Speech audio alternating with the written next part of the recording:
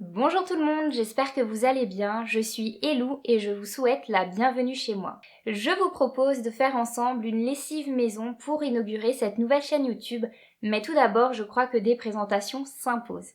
Peut-être que parmi vous certains me connaissent déjà puisque je publie depuis 2012 des vidéos qui parlent de mes lectures sur ma chaîne Booktube Elou Books. J'aime toujours autant les livres, d'ailleurs mon activité professionnelle est d'être bibliothécaire au sein d'une médiathèque et j'adore mon métier. Mais depuis quelques mois, je développe de nouveaux centres d'intérêt et j'ai aussi très envie de vous en parler en vidéo. C'est pourquoi j'ai décidé de créer cette nouvelle chaîne, Elou, bienvenue chez moi. Ce sera un espace de partage que je souhaite plus libre car j'ai envie d'aborder plein de sujets différents qui ont quand même un point commun ou un fil conducteur qui est le foyer, la maison. Ici, nous parlerons de ménage, de tri, de budget, de consommer moins et mieux, de frugalisme, de minimalisme. D'autres sujets très certainement se rajouteront au fil du temps, mais ça vous donne déjà une petite idée des sujets que nous aborderons ici sur cette chaîne. Maintenant que les présentations sont faites, je vous retrouve dans ma cuisine pour faire cette fameuse recette de lessive maison. Tout d'abord, pourquoi préférer faire sa lessive maison ? Faire sa lessive maison, ça permet de réduire ses déchets, de connaître parfaitement la composition de sa lessive et de ne pas utiliser beaucoup de produits différents, d'utiliser des produits naturels bons pour la santé et pour l'environnement, et faire de grosses économies parce que mine de rien, acheter son bidon de lessive en grande surface, ça coûte cher. Et alors le petit plus, c'est que c'est très rapide. Un des freins du fait maison, c'est de se dire que ça va nous prendre beaucoup de temps, qu'on a déjà une vie à 1000 à l'heure, qu'il faut aller au travail, s'occuper de sa maison, s'occuper de ses enfants, réussir à avoir du temps pour soi, etc., etc. Et ne pas vouloir encore s'imposer des choses à faire en plus, et c'est totalement compréhensible. Moi-même, j'ai mis beaucoup de temps à me lancer dans la conception de la lessive maison, justement parce que je pensais que c'était quelque chose qui prendrait du temps. Alors qu'en réalité, faire sa lessive maison, ça ne prend que quelques minutes. En fait, ce qui est le plus long, c'est le temps de refroidissement, mais pendant que votre lessive refroidit, vous pouvez tout simplement faire autre chose. La recette de lessive maison que je vous propose aujourd'hui, je ne l'ai pas inventée moi-même, elle est tirée du livre de Camille Ratia publié aux éditions Rustica, Le zéro déchet, des conseils adaptés à votre rythme et à vos objectifs. C'est un documentaire qui est très accessible et très ludique, parfait quand on a envie de se lancer dans le zéro déchet. Moi j'ai vraiment beaucoup aimé parcourir ce livre qui a été de très bons conseils, donc je vous le conseille évidemment en retour. Et si jamais ça vous intéresse de suivre Camille Ratia sur les différentes plateformes sur internet, vous pouvez la retrouver sous le pseudonyme Camille se lance. Passons à présent aux ingrédients. Vous avez besoin d'un litre d'eau, de 20 g de copeaux de savon de Marseille, de 20 g de savon noir et également une grosse cuillerée à soupe de cristaux de soude.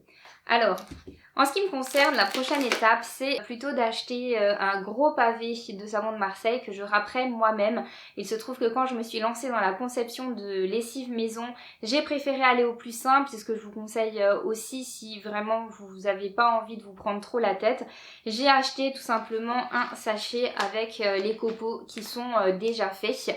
Et pour vous prouver encore une fois que c'est une recette qui est extrêmement économique, sachez que j'ai ce sachet depuis mes débuts, donc c'est-à-dire depuis que j'ai commencé à faire ma lessive moi-même, et c'était en 2019 et voilà, j'ai toujours pas fini, mais c'est clair que mon prochain objectif quand j'aurai enfin vidé ce sachet, c'est plutôt de râper moi-même mon savon de Marseille. Ça me permettra encore une fois de réduire mes déchets.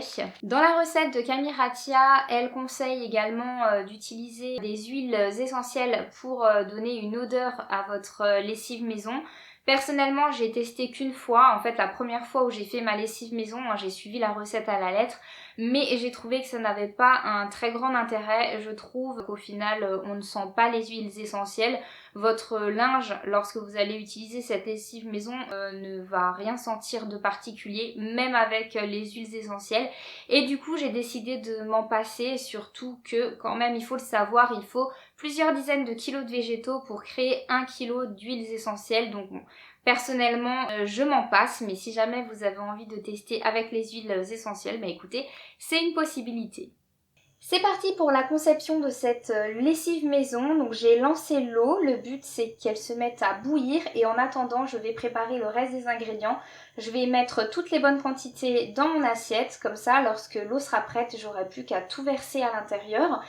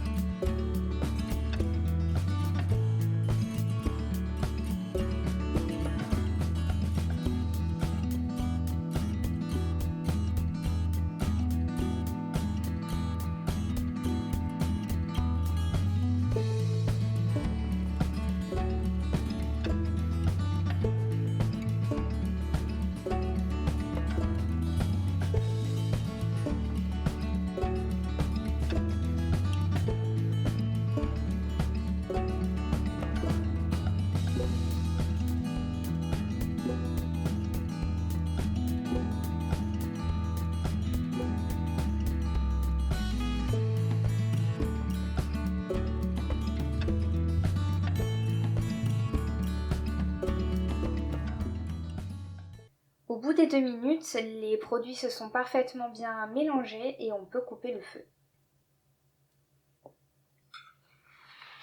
Voilà, notre lessive maison est prête, il n'y a plus qu'à attendre qu'elle refroidisse. Le temps que la lessive maison refroidisse, j'ai très envie de faire une petite parenthèse Share the Love, de vous parler de 2 chaînes YouTube et de 2 podcasts que j'écoute et que je regarde avec assiduité et qui m'inspirent beaucoup au quotidien. On va commencer avec les chaînes YouTube. La première, il s'agit de la chaîne YouTube de Raphaël Mûre et Noisette. C'est une chaîne que vraiment j'adore énormément suivre, je ne loupe aucune vidéo.